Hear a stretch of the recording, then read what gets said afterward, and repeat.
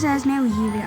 Es diu Sherlock, Lupin i jo i m'agrada perquè és un llibre d'aventures. Tracta d'una nina que viatja a França i conec a uns nins, es fa amiga i fa aventures amb ells.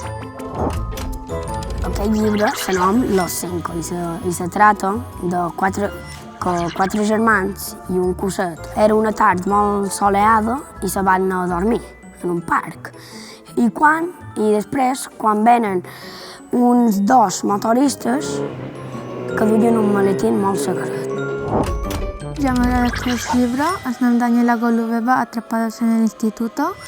Va d'una nina, el nom Daniela, s'han atrapat en un institut amb els seus amics per la neu i a mitjanit estaven intentant caçar un fantasma. I avui una recomanació molt especial. Anem a caçar mòpies. Aquest llibre il·lustrat per a infants de 4 a 8 anys tracta del tradicional joc de caçar mòpies tan popular a les Illes Balears.